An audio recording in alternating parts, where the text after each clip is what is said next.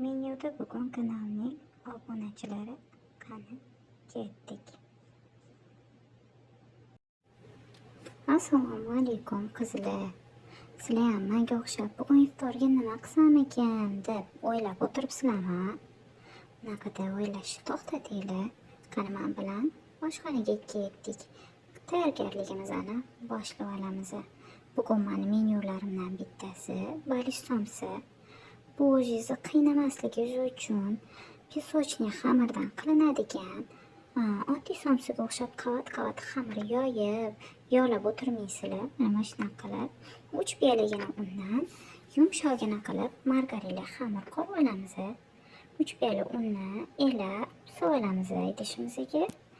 Ketidan 200 gram shedreleta margarinlarini solib yaxshilab uqalab aralashtirib olamiz. Yaxshilab aralashtirib bo'lganimizdan keyin unga yarim bochka razexlitsil solamiz. Razexlitsil bilan xamirimiz yana ham ko'tarilib yumshoqgina bo'lib chiqadi. Menda qolib ketgan qaymoqlar, smetanalar bor edi. O'shalar bilan aralashtirib qo'shib 1 piyola qatuga 2 butun tuxum bitta tuxumni oqini qo'shdim. Bitta tuxumni sarig'ini somsamizning ustiga surishga olib qoldim. Mana shunaqa yumshoqgina xamir qilib olasizlar. Buni o'rab dam oldirishga olib qo'yamiz. Ungacha biz nachinkamizni tayyorlab olamiz. Men 2 kartoshka, bitta piyozdan ishlatdim. Menga mana shu nachinka bemalol yetdi.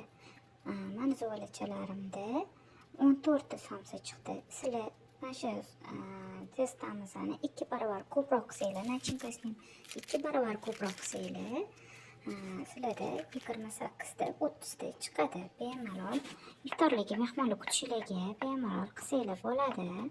Kartoshkalarimizni mana shunaqa qilib tozalab artib, piyoz bilan mayda kubik shaklida to'g'rab olamiz.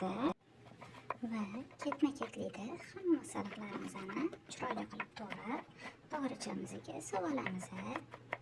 Mana shu videoda ko'rsatilgandek qilib to'g'raymiz.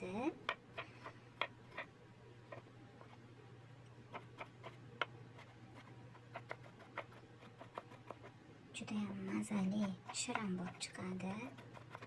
Sizlar tabiiyligiga ko'ra xohlasanglar kartoshka somasidan qiymani o'ziga qilsanglar ham bo'ladi. Men kartoshka ham qo'shib qoldim.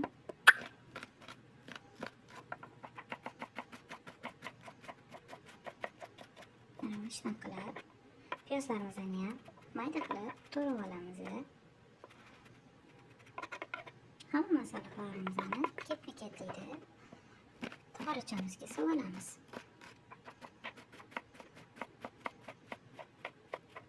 Sizlar ishoninglar, juda ham og'izda eriydigan mazali bo'ladi. Xamirlari ham rossalik ham shirin bo'lib chiqadi. O'zingizda erib ketadi. Yaxshi maza berish uchun men 2 qoshiqda soya sovardim. Tuz, ziravorli solamiz, kashmir, zira.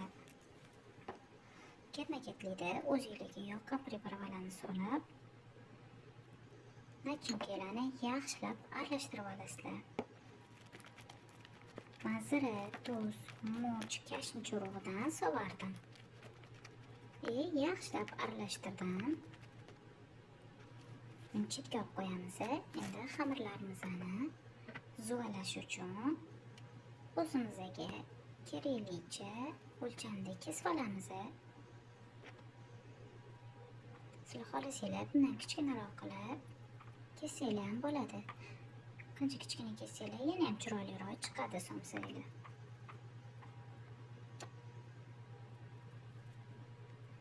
Mana men ko'rsatganimdek qilib kaftimga o'lchab, yog'idan sal kattaroq qilib zuvala qilib chiqdim.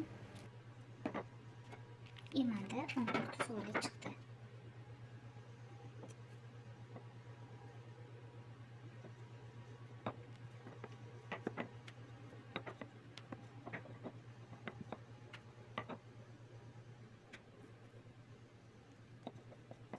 Shunaqa qilib, shunaqa kattalikda yoyib olamiz zuvalalarimizni. Ketma-ketlikda yoyib, nachinkalarimizni solib tutaveramiz. O'sha xamirlarimizni dam olgan, boshqa dam oldirmaymiz.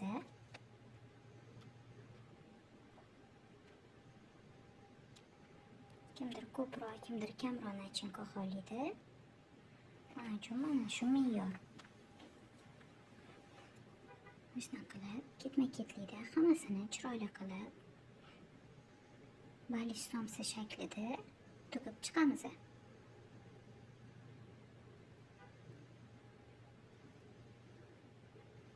Ishoninglar, bolalarga ham, kattalarga ham barida yoqadigan, rosa shirin bo'lib chiqadigan somsalar bo'ladi.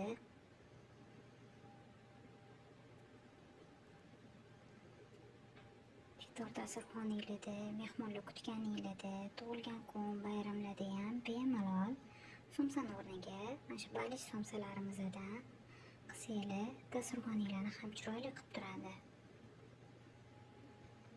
Shuna qilib ketma-ketlikda tugib olamiz. Har birini qo'limizga olib,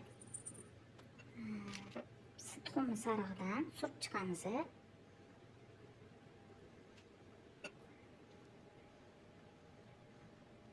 Agar balishlarimizni ichiga sariyog' solsak ham, bundan ham sochning, bundan ham shirin bo'lib chiqadi.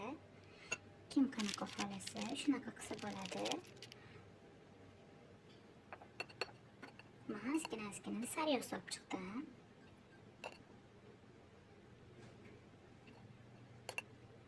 Yeyotganingizda suvli bo'lib, sochni bo'lib turadi.